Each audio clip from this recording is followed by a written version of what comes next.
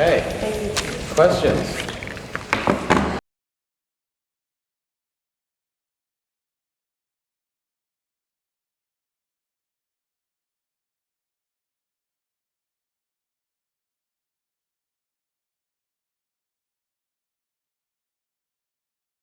Well, that's the whole point, is that the Americans see these beautiful Eastern European girls, and they go there. Like, nothing's ever enough for them. The whole thing is about people who are not satisfied with enough. They want more and more and more and more and more. That they can't get off on what they have. I mean, these guys could have sex with American girls. They don't. They want to. They could have sex with hookers in America, but they don't. They want to go to Amsterdam and have sex.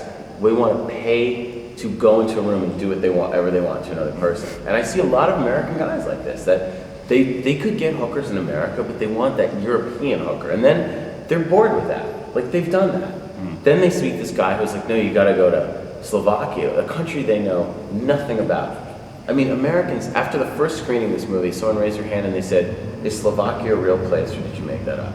Yeah. It's like one big Eastern Europe. There's a real stereotypes about Eastern European girls that they're like, there's a lot of porn coming from Eastern Europe and America, and they're like, you know, Eastern European girls are all these porn girls that just want. So the guy shows them these photos, and they go there, and it's like, and then they have sex with the girls, and they could leave at any time. They could leave, and Oli still disappears, and they get no answers, and they still stay because he's like, well, we could go tomorrow, or we could go right now, or have sex with these girls.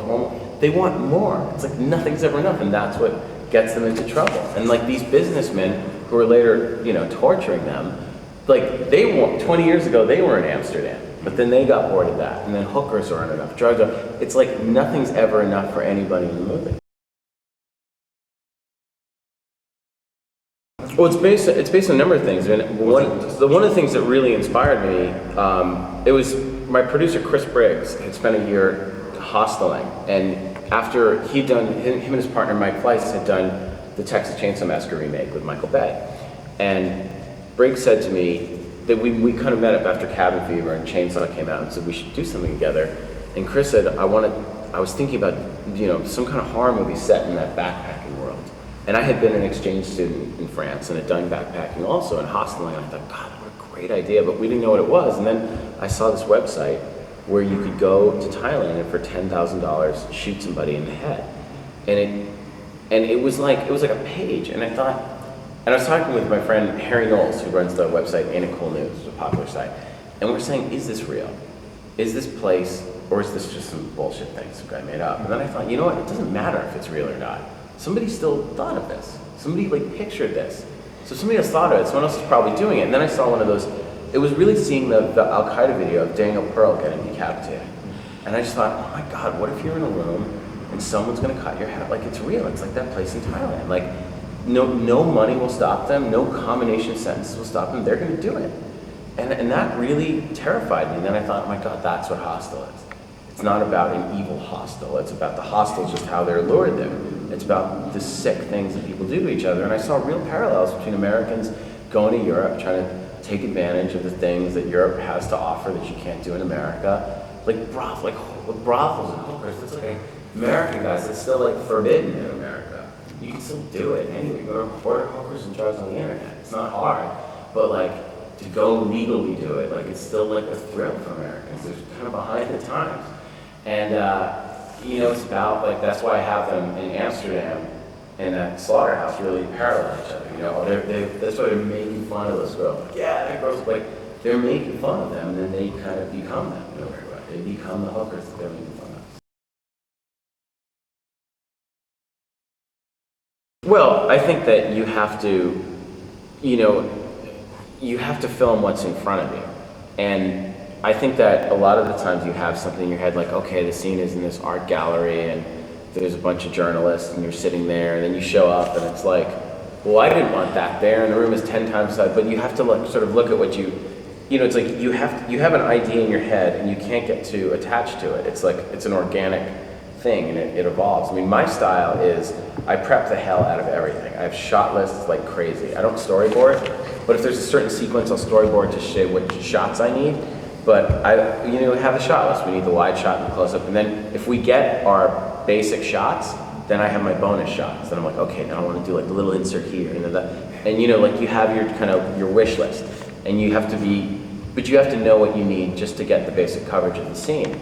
But once you're on set with the actors, you walk through it with the actors and kind of rehearse it. And I'm very open to ideas, and I like the actors to bring their own thing, and I think that's what makes it interesting. I mean, there's a limit to what's in my head, but when an actor's bringing something to the role, they'll always come up with new things and new stuff and new styles. And like Oli, you know, I wrote the role for Aethorn. He's like, no, I'd sing this song. And I go, yeah, of course, my horse. That's like what he says. And like, so you tailor, you know, in rehearsing, that's in the rehearsal you really kind of like, we read the script and rehearse, and then get in on set, and you just kind of act it out, and then do what feels natural, and then no, you know what, I'd probably be over there, and how can I notice him if he's behind me like that? I wouldn't look that way. Okay, we got to move him. This, and then you just kind of feel your way through it, and then shoot from there.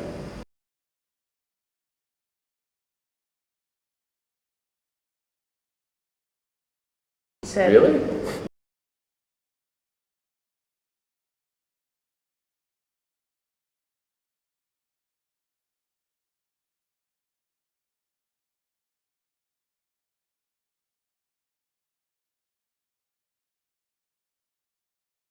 Well, I think that it's interesting because some critics have said that Hostel is more actually a film about exploitation than an exploitation movie. It's really sort of the way people will exploit each other for their own pleasure and what limit they will take that to. Cabin Fever was me throwing, like my whole life I wanted to make a movie. Oh my God, we have no money, but I got a camera, let's just fucking try everything. Let's do the Texas Chainsaw Massacre shot, Evil Dead shot. Okay, we got a fucking, shit, I have 1 hour. Just shoot the fucking leg shaving. Oh fuck, the special effects didn't work. Well, what do? I was supposed to, just fuck it, just she reveals with the shaving cream. And I don't know, with the dog, we got a dog, it's 200 years old. We got a new dog, it's a police attack dog, and it was fucking crazy, and we couldn't put it on camera with the actor, so fucking take the camera and run it, like, you know, just crazy. Every day was like, we had no money, we were calling between setups, it was like nuts, and you somehow put it together and try and make it all work. And it was funny and scary, because I couldn't resist. I'm like, oh man, this would be so funny if that happened. And then, but then with Hostel, I was like, okay, I want to make something that's much more straight ahead scary. I think the subject matter is more serious, and I wanted something that was much more disturbing and more horrifying. And you know, I wanted to start fun, but then be this slow descent into hell. And I didn't want to repeat myself. You know, I wanted it to feel like a film that I made, but I don't want to keep doing, I didn't want the safety net of using shots from other movies.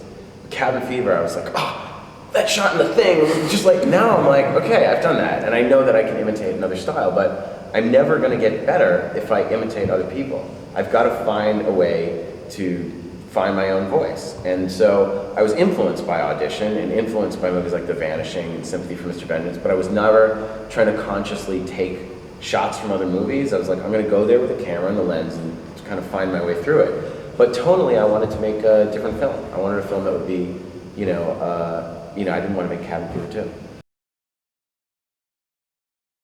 2. No, amazingly. Now, the ratings board in America, it just shows how fucked up America is.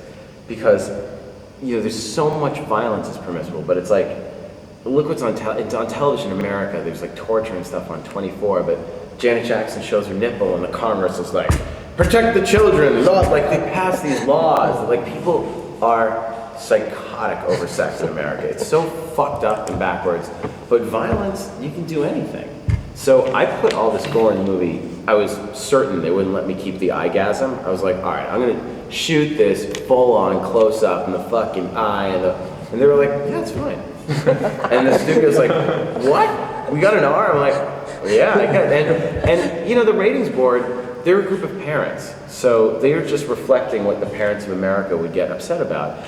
And times have changed, and they're kind of hip to they really get it that when people go see a horror movie, they want it horrific. And when it says it's, and I said to them, look, if it has my name on it and Quentin Tarantino's name, is any parent gonna bring their child to this movie and be shocked that there's blood? And they're like, of course not. And I'm like, people want to see blood from us. I mean, and they were like, they bought it. So it was great. So we didn't, but so then the studio, we said, well, what do we do for an unrated DVD? They're like, do you have extra gore? I'm like, no, it made it in. And so I just added like just some more eye jizz for 27 seconds. The director's cut was what hit the theaters. I mean, what I'm doing is actually I reshot the ending, and there's an original ending that was like an ending that I liked, but that audiences could like, what the fuck was that? It didn't work. So what I'll do is I'm going to have, you know, at some point, whenever, there'll be like a DVD where you can watch the theatrical version or watch it with my original director's cut. But the director's cut is not the gorier and more violent. It's actually less violent.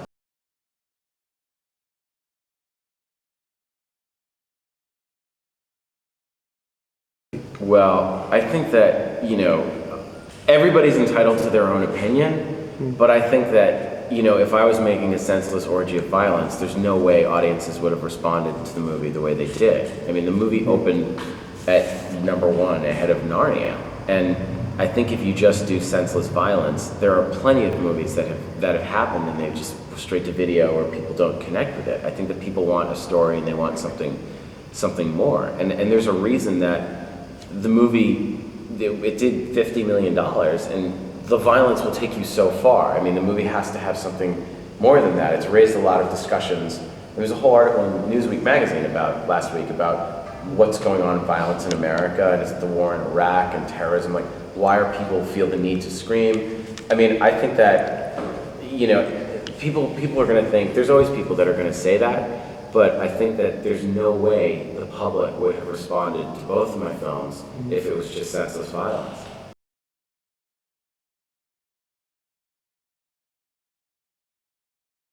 I think both of my films, I mean, I know that obviously Cabin Fever had a smaller release here, but both movies that I've done, I'm shooting for theatrical audiences. I'm making them for mainstream audiences, and I've showed people in America that you don't need a big budget. I mean, most movies are made for $100 million, and I did Cabin Fever for $1.5 million and Hostel for $4 million. So it's like we've showed that if you just, you know, I shoot them cinemas, you know, I shoot Super 35, so it's shot scope and everything is done, you know, with the intention for it going to a theatrical audience. And I've been very, very, very lucky that both of my films have gotten out, and that I've had really great support from the studios, really good marketing people. I mean, it takes so many people to get a movie in theaters. It's so much more than just the director. That really was just a lot of, you know, timing, luck, that I really got the right people behind me.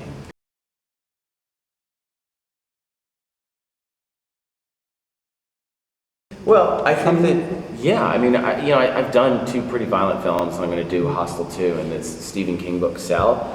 But it all depends on the story. I think that every story has an appropriate level of violence, and when you go see a movie, you can feel it. Like, you know when shit was cut out. You're like, you know what, that should have been gorier. Like that, like when it's movies cut down to PG-13, you feel it. And then you go see a movie like The Ring, and it's like appropriate for PG-13, or like you're like, it didn't need more gore. It was like, or The Grudge, it didn't need more than that. That worked for that story. So I would certainly, it all, first and foremost, you look at the story, and then, you know, you kind of feel the amount of violence that's appropriate for that story. And when it's too much, it's cartoon. When it's not enough, it's boring. When it's just right, it's just right. All right, thanks everybody. My pleasure.